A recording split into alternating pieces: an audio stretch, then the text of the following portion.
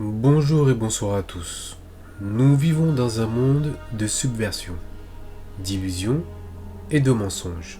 Le monde est rempli de codes difficiles à décrypter pour les non-initiés. Mais avec l'ère du Verseau, il y a de nombreuses choses qui se révèlent à nous. Mais parfois notre esprit a du mal car on nous a formaté à croire une version.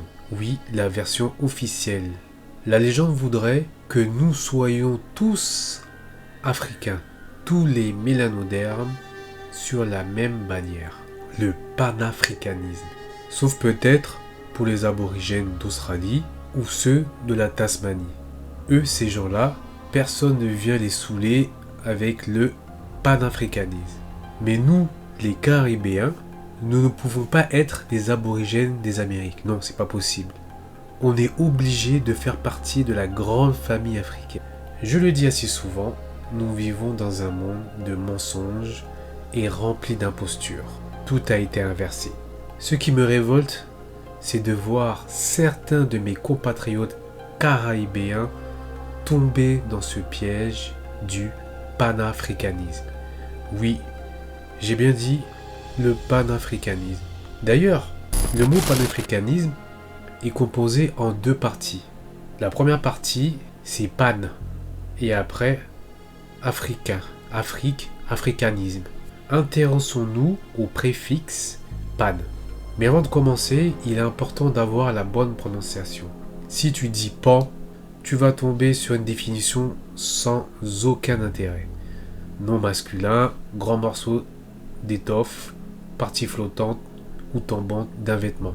Voilà, si tu vas tomber sur ça, un pan de chemise, etc. Pan de mur, des trucs qui n'ont rien à voir. Par contre, si tu dis pan, là, tu vas commencer à rentrer dans des choses un peu particulières. Tu vas tomber, par exemple, sur une définition de Wikipédia, Pan, God, bon, donc le dieu Pan. Dans la religion et la mythologie grecque antique, Pan, après, ils vous décrivent, comme on le dit dans le grec ancien, et ils vous disent aussi une version romanisée, Pan, est le dieu de la nature, des bergers et des troupeaux, de la musique rustique et des improvisations, et le compagnon des nymphes. Il a l'arrière-train, les pattes et les cornes d'une chèvre, de la même manière qu'une faune ou un satyre. Mais ça, c'est une version édulcorée, parce qu'en réalité, si tu continues à chercher en profondeur, tu tomberas sur quelque chose de plus intéressant. Ça, forcément, c'est la version officielle. Ça, c'est la version pour Monsieur Tout-le-Monde et Madame Tout-le-Monde. Histoire d'arnaquer et d'enfumer la population. Mais en vérité, quand tu cherches un peu plus loin, et tu es obligé de chercher plus loin parce que Pan, c'est un dieu en vérité. D'accord? Et quand tu vas chercher plus loin, tu tombes sur Pan, le dieu violeur. Oui, vous avez bien entendu. Je devrais peut-être pas le dire, mais c'est le dieu V. Pan, c'est un dieu V.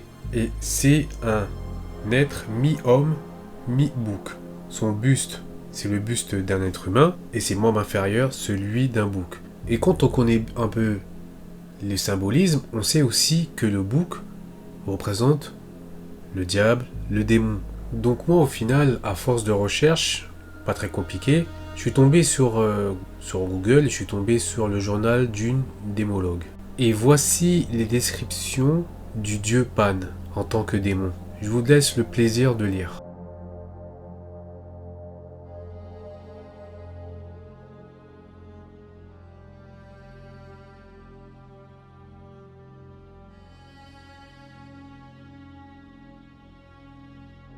Voilà, ici, comme vous pouvez le lire, le démon Pan, ou le dieu Pan, est un mangeur de nymphes. Vous savez ce que c'est une nymphe? Je vous laisse aller le plaisir d'aller chercher la définition pour que vous sachiez exactement ce que veut dire nymphe. Si vous n'êtes pas convaincu, mais nymphe, ça veut dire, en gros, une femme. Et je suis tombé sur une version, que je ne vais pas vous montrer, où on m'explique que le dieu Pan est un mangeur de nymphes et de petits garçons. Bien entendu, Pan, ça va vous faire penser aussi à Peter Pan. Tout ça a une corrélation. C'est pour ça que je dis que nous vivons dans un monde où nous, on nous prend pour des marionnettes, on vit dans un monde d'illusions, où nous, on s'émerveille sur les choses qu'on entend ou des choses que l'on voit, mais en vérité, tout est symbolique, et ceux qui nous dirigent sont initiés et savent ce qu'il faut. Pendant que nous sommes tout simplement des pantins, des spectateurs, des victimes, utilisés à des fins personnelles. Et si j'ai fait ces petites vidéos sur Pan, on va revenir sur la première partie. Lorsque je disais que Pan était le préfixe de pan-africanisme, c'est-à-dire qu'il y a certaines personnes aujourd'hui qui se disent panafricains, mais si ils cherchaient un peu ce que signifie Pan, je pense qu'aujourd'hui, ils se poseraient des questions. En tout cas, moi je m'en pose. Et vous, à cette heure-ci, est-ce que vous vous posez certaines questions après ce que je viens de vous révéler? Le monde occidental repose sur du mensonge et sur des fondations obscures. Maintenant, vous savez ce que représente le préfixe pan, du mot panafricanisme. Maintenant, je vous laisse prendre la décision et à vous de juger. I'll be back. I'll be back. I'll be back.